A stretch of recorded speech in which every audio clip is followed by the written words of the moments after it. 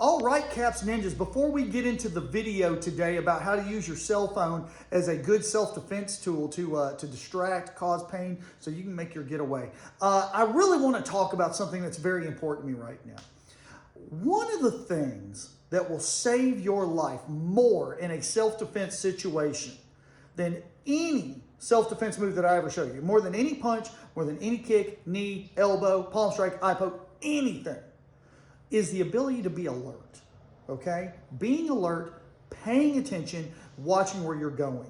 Nowadays, everybody has one of these contraptions. They either have a cell phone or they have a tablet or they have something, okay? And we have a bad habit of walking around the world with our nose buried in it with all of our attention on it, okay? Please, when you are out in public, make a point to pay attention.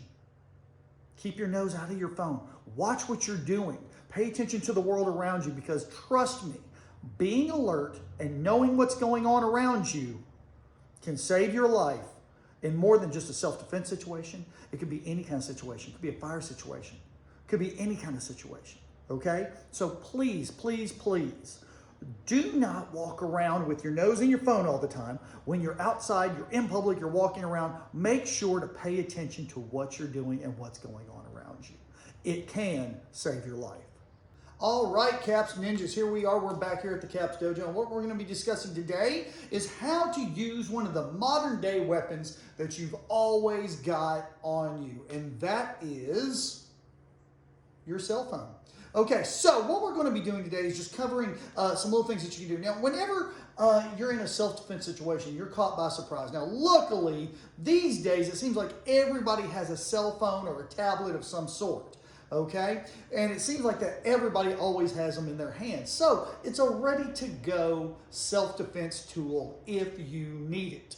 Okay, so what we're going to do is we're going to cover some of the things that you can do with this instrument to cause a distraction so you can make your getaway.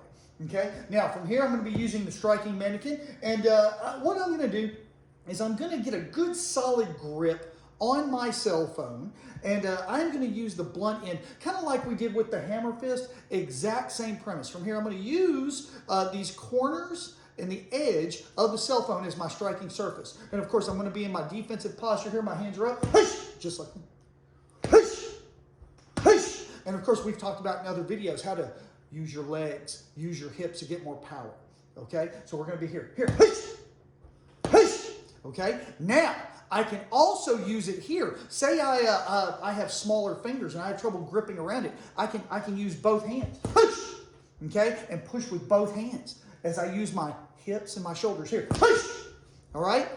I can even use it if, right here, if they're a lot taller or a lot bigger than me and they're trying to reach around or something, I've got the rib cage here.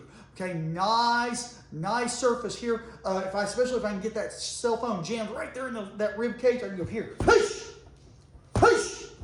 Okay. Now that's just a couple of strikes that I like to practice with the cell phone as a self-defense tool. And of course, at the end of all that, what do we add? And dash. So from here, whatever strike you're practicing, whether it be here, boom, or using the two-hand edge, bang, to the ribs, we want to strike, push, pivot, and go, okay? So make sure that once you get used to the strike, to add the pivot and go. Pivot and go. So it's here. Strike, pivot, go. All right, y'all. Have fun practicing that at home.